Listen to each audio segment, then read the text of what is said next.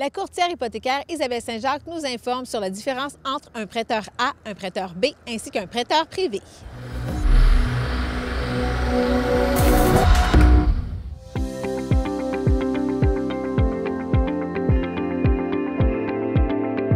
Bonjour, ici Isabelle Saint-Jacques, courtier hypothécaire. Bienvenue à votre capsule finance de la semaine. Aujourd'hui, je vais vous parler du prêteur A, prêteur B, prêteur privé. C'est quoi la différence? Donc, c'est simple. Vous avez sûrement déjà entendu parler ou vu dans les concessionnaires automobiles, on voit première, deuxième, troisième chance au crédit. C'est un petit peu le même principe. Par contre, un petit peu élaboré, je vous explique. Le prêteur qu'on va dire A est le prêteur communément qu'on connaît. Donc, on a ce qu'on appelle les prêteurs à charte et on a aussi les prêteurs exclusifs ou les gens des fois vont dire le prêteur virtuel.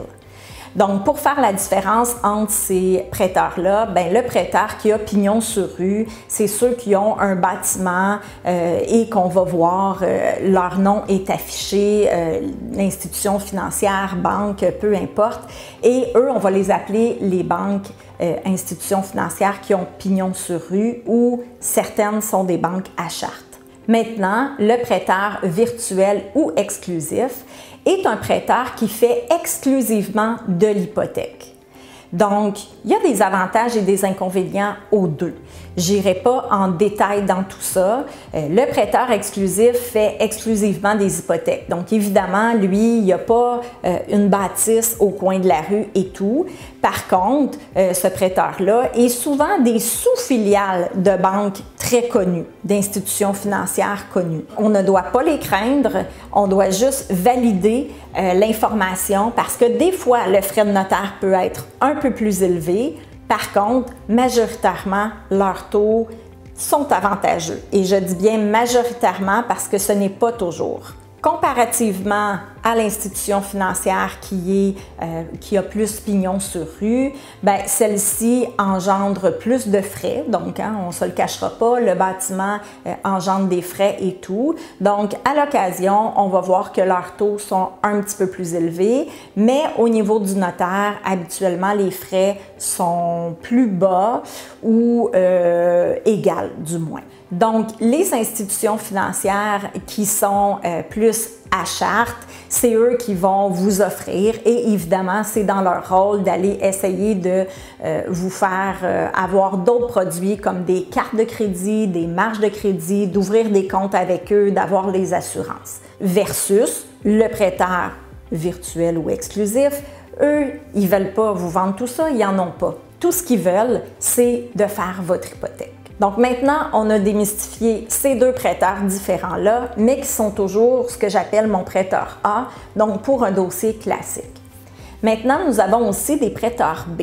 Donc le B, c'est un prêteur qui est un peu comme la deuxième chance au crédit. Le prêteur B, lui, c'est dans le cas de l'emprunteur qui ne remplit pas les critères. Et ça ne veut pas toujours dire que c'est une mauvaise cote de crédit, par contre, ça peut l'être. Donc, ça peut être quelqu'un qui a fait une faillite, mais qui n'est pas libéré depuis 2 ans, que son crédit n'est pas refait. Quand je parle faillite, c'est aussi proposition consommateur. Ça peut aussi être un travailleur autonome, parce qu'un travailleur autonome, ça prend une moyenne de 2 ans de salaire. Et si un travailleur autonome a juste 1 année de fait, il ne peut pas aller emprunter chez un prêteur A.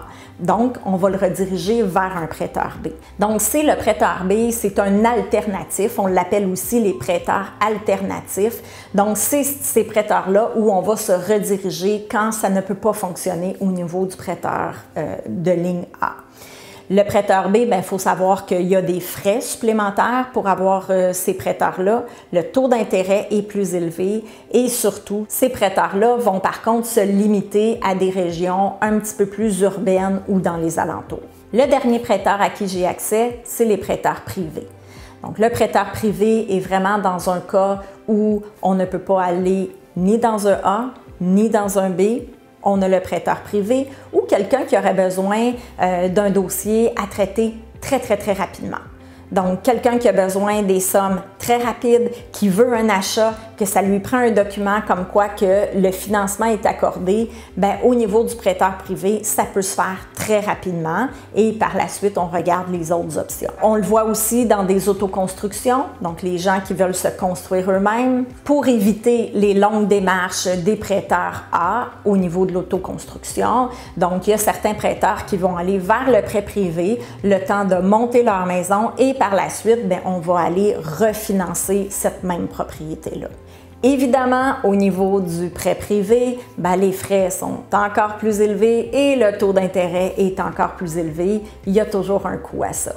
Ce qui est important aujourd'hui de retenir, c'est qu'il y a 3 types de prêteurs, les A, les B et les prêts privés.